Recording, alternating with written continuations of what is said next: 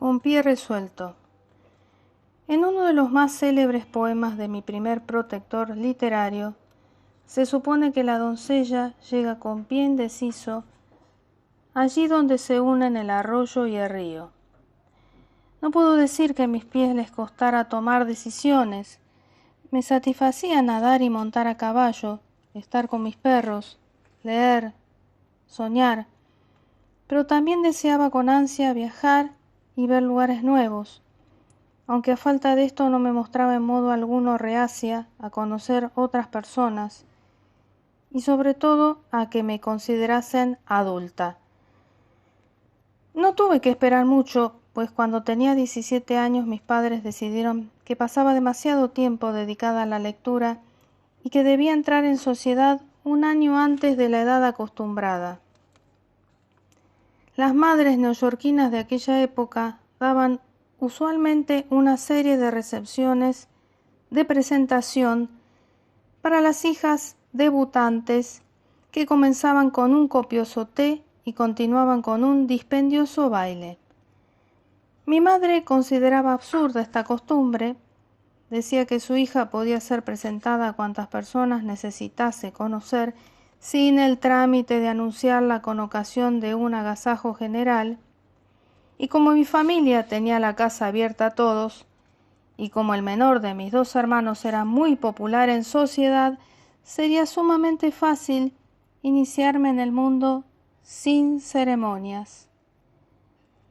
Por consiguiente, fui embutida con un escotado, corpiño de brocado verde pálido, continuado hacia abajo por una falda de muselina blanca, adornada con hilera tras hilera de encajes de Valenciennes. Me recogieron el cabello en lo alto de la cabeza, un amigo de la familia me envió un ramito de muguete, y con estos aderezos fui conducida por mis padres a un baile en casa de la señora Morton en la Quinta Avenida. Las viviendas con salón de baile eran todavía escasas en Nueva York. Las únicas prácticamente eran las de los Astor, los Morton, los Belmont y la de mis primos, los Schemerhorn. Por norma, las anfitrionas que deseaban dar un baile alquilaban la sala que el restaurante Delmónicos tenía destinada a este fin.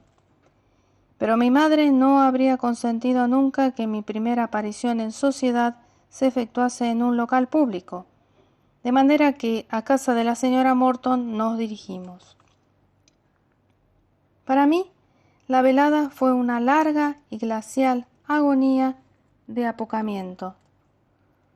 Todos los amigos de mi hermano me invitaron a bailar, pero yo estaba demasiado asustada para aceptar sus solicitudes y me encogía detrás de mi madre con silenciosa y triste aflicción, incapaz ni de cambiar una palabra con aquellos afables muchachos a quienes yo veía como hermanos mayores cuando almorzaban o cenaban en nuestra casa.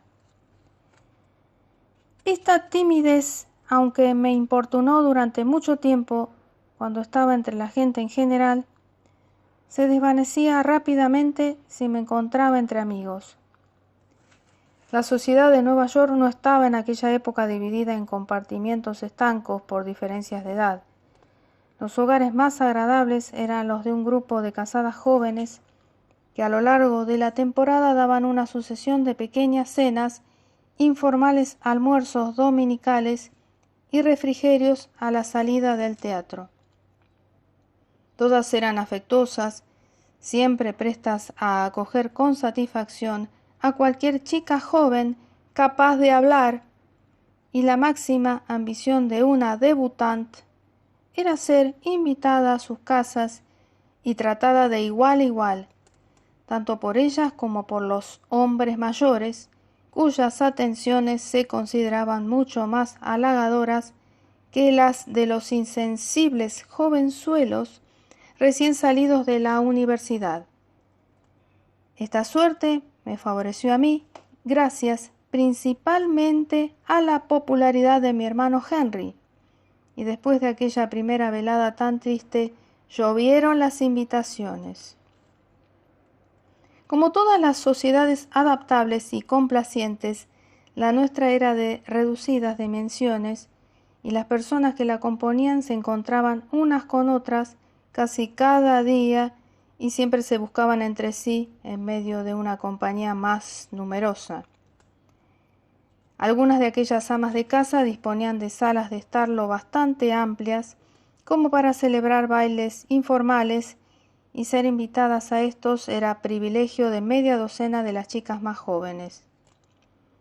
La temporada de ópera en la antigua Academia de Música era ahora un acontecimiento fijo durante el invierno, y los lunes y viernes nos reuníamos allí, mientras que la noche de los miércoles, por alguna oscura razón tribal, cedíamos los palcos a los parientes pelmazos y a visitantes de fuera de la ciudad, y el círculo más íntimo se iba a pasarlo bien a otra parte. Nuestra sociedad era, en suma, una camarilla, con sus motes propios, sus palabras y locuciones en clave, sus sobreentendidos, sus costumbres y diversiones particulares, y su indiferencia respecto a todo lo ajeno a su círculo encantado. Ningún grupo social realmente divertido ha sido nunca otra cosa. Las edades de las personas que lo componían se extendían de los 18 a los 50 años, pero todas tenían el espíritu joven, buena apariencia la mayoría, y estaban llenas de jovialidad y buen humor. La conversación no era nunca intelectual y raras veces era brillante, pero sí era siempre cómoda y en ocasiones ingeniosa, y una seductora informalidad había reemplazado la monotonía ceremoniosa de la época de mis padres. Dudo de que la sociedad de Nueva York fuera o haya sido más sencilla, más alegre o más gratamente sofisticada de lo que era entonces.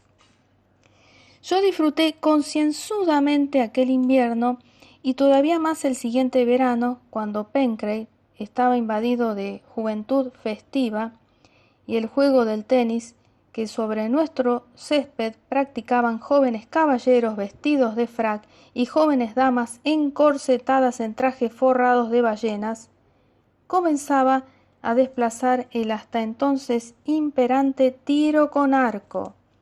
Todos los cuartos de nuestra casa estaban ocupados en verano, y recuerdo bien nuestras festivas reuniones en el embarcadero flotante para bañarnos al pie mismo de aquella zona de césped, la pesca de caballas, las regatas entre laúdes rivales y alguna excursión ocasional bahía adentro o en mar abierto si el tiempo estaba en calma, a bordo de los lindos yates de vapor, tan blancos que comenzaban a ser los juguetes predilectos de los ricos. En una de aquellas excursiones en yate, trabé conocimiento con una persona y establecí una relación que solo la mala suerte me impidió renovar. Un joven esbelto, de ojos inteligentes, nos fue presentado como Cecil Spring Rice, entonces, según creo, secretario de la legación británica en Washington. Spring Rice era ya, o lo fue inmediatamente después, amigo de varios de mis más íntimos amigos, y el afectuoso sobrenombre de Springy, en el sentido de flexible, me era tan familiar como el de alguno de los amigos citados. Sin embargo, no sé por qué, jamás volvimos a vernos, y si menciono nuestro único encuentro es solo porque su deliciosa conversación iluminó de tal modo lo que en otro caso habría sido una tarde aburrida, que nunca la he olvidado. Además, me dejó en posesión de 2 relatos casi perfectos. Spring Rice era un excelente narrador, uno de los cuales no se lo he oído a nadie más, mientras que el otro es generalmente repetido de forma mucho menos eficaz. Aquí están. Un médico joven que era a la vez estudiante de química y muy aficionado a experimentos extraños, contrató como ayudante a un huerfanito. Un día ordenó al chico que vigilara, revolviendo sin parar, cierta mixtura que había de servir para un experimento muy delicado. El químico se ausentó, regresó en el momento convenido y encontró la mixtura convenientemente combinada, pero cerca de ella yacía el niño, muerto por las emanaciones venenosas. El joven, que quería mucho a su ayudante, se horrorizó ante su muerte y se sumió en la desesperación por haber sido el causante involuntario de ella.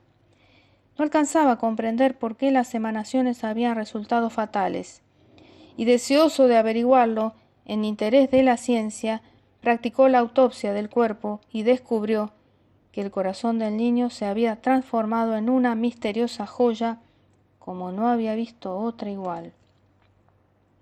El joven tenía un amante a la que adoraba y lleno de pena, aunque agitado por aquel insólito descubrimiento, llevó a su amante la trágica joya, que era muy hermosa, y le contó cómo había sido producida. La dama la examinó y reconoció que era extremadamente bella, pero añadió negligentemente: ya habrás observado que mis únicos adornos son los pendientes. Si quieres que me ponga esta joya, tendrás que conseguirme otra exactamente igual. El segundo relato se refiere a un joven que fue a pasar un fin de semana a una mansión campestre donde hasta entonces no había estado nunca. Su tren llegó con retraso y cuando él se presentó en la casa, los invitados se habían ya sentado a cenar. Fue introducido en el comedor. La anfitriona le indicó que ocupara el único asiento que quedaba vacante. Así lo hizo y se encontró junto a un hombre de aspecto hosco y desagradable. Al otro lado tenía, en cambio, a la más cautivadora muchacha que jamás hubiese visto. Naturalmente fue a ella quien dedicó toda su atención y tan fascinado estaba que ni siquiera se entretuvo en preguntarse quién sería. Simplemente tuvo la sensación de que él y ella debían de haber sido siempre amigos. Con gran deleite conversaron de temas diversos, sin hilación, hasta que hacia el final de la cena su diálogo se centró en lo sobrenatural. ¿Cree usted en fantasmas?, preguntó la joven. No, dijo él riendo. ¿Y usted? Yo soy uno, replicó ella. Y súbitamente el asiento que ocupaba apareció vacío. Terminada la cena, la anfitriona se disculpó con el joven por haberle colocado junto a una silla vacía. Esperábamos a mi querida amiga, la señora X, pero precisamente cuando usted llegaba hemos recibido un telegrama anunciándonos su muerte repentina y ni siquiera ha habido tiempo de retirar su silla.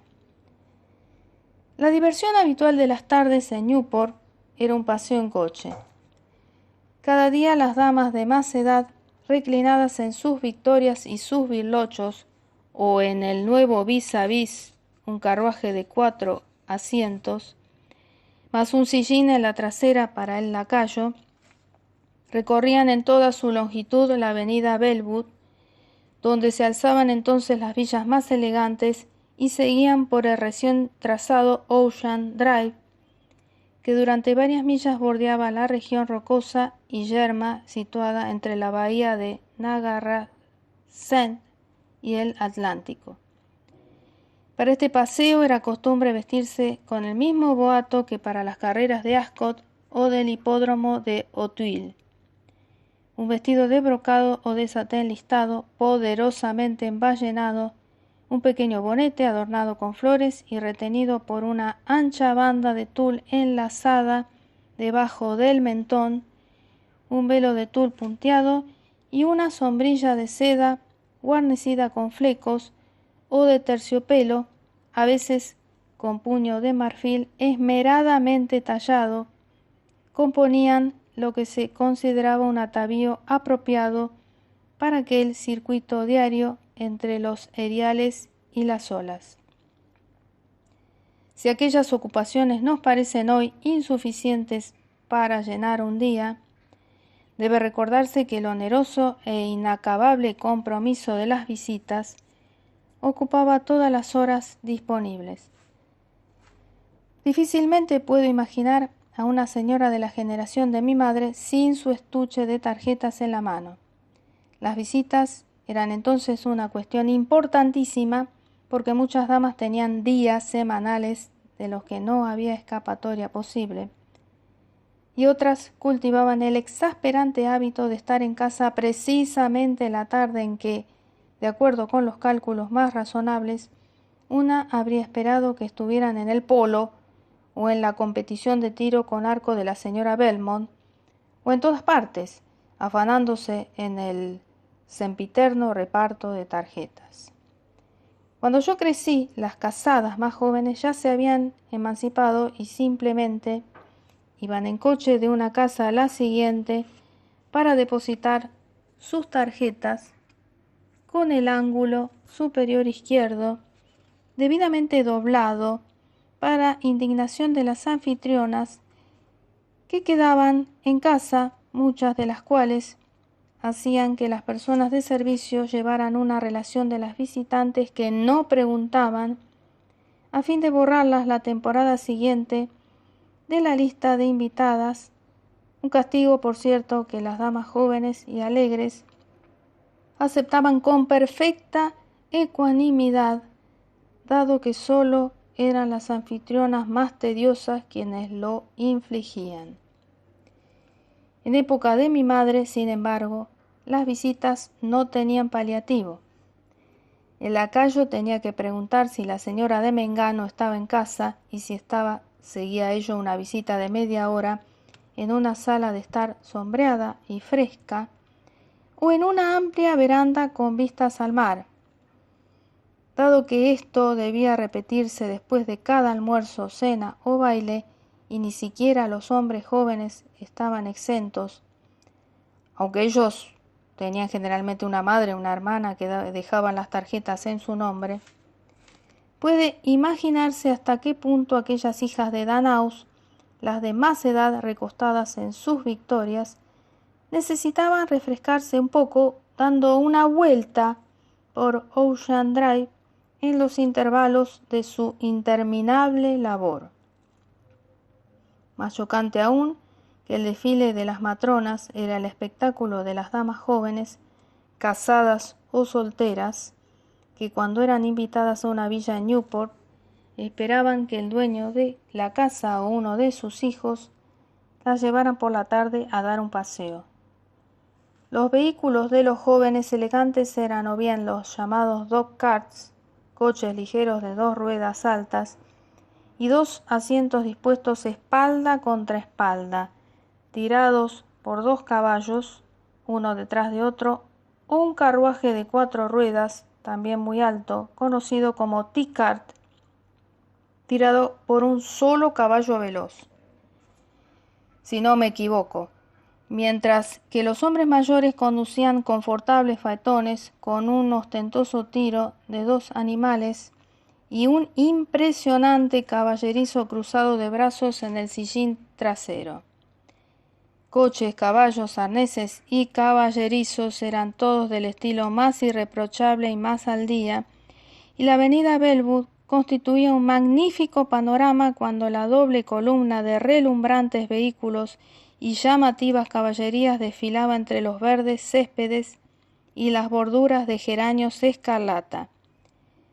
El atuendo de las señoritas que se balanceaban en la inestable altura de un dog cart no era menos elegante que el de las matronas, y yo recuerdo, una calurosa tarde de verano, haber visto a una de las damiselas que se alojaban en el Pencrate aparecer para el paseo en coche, ataviada con un agobiante vestido de seda blanca, reforzado por una ancha banda de satén negro y tocada con un enorme sombrero coronado de rosas carmesí y completado para mejor protección contra el sol por un velo verde. Es de justicia añadir que mi hermano, que fue quien la ayudó a escalar la vertiginosa cumbre del Tikar y trepó a sentarse a su lado, mientras un diminuto caballerizo de calzón blanco se colgaba de la brida del impaciente zaino, que mi hermano, digo, como todos los caballeros de su tiempo, vestía levita, sombrero de copa alta y pantalones gris perla.